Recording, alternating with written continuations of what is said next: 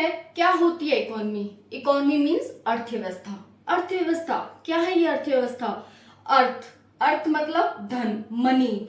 देखा है ना आपने, सुना है, अर्थ मतलब मनी की व्यवस्था।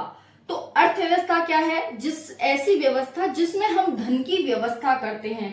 धन की व्यवस्था कैसे मैम, कहाँ हम व्यय करेंगे, कहाँ हम कमाएंगे, कहाँ से कमाएंगे और कहाँ पर हम खर्चा करेंगे, इसी व्यवस्था को हम अर्थव्यवस्था कहते हैं।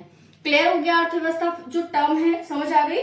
अर्थव्यवस्था एक ऐसी व्यवस्था है जिसमें हम आय व्यय का लेखा जोखा रखते हैं, उसकी व्यवस्था करते हैं। अर्थव्यवस्था एक देश की भी हो सकती है, एक राज्य की भी होती है, हो सकती है नहीं होती है, देश की भी होती है, राज्य की भी होती है, एक जिले की भी होती है, एक गांव की भी होती है, यहाँ तक कि हमारे घर की भी एक अर्थव्यवस्था है।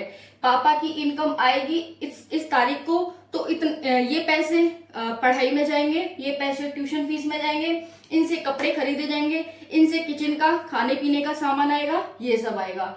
और ये हम बचत करके रखेंगे, क्योंकि जब हर मंथ की इनकम आती है तो उसमें से हम बचत भी करके रखते हैं, जो कि हमारी लाइफ का एक इम्पोर्टेंट पार्ट है।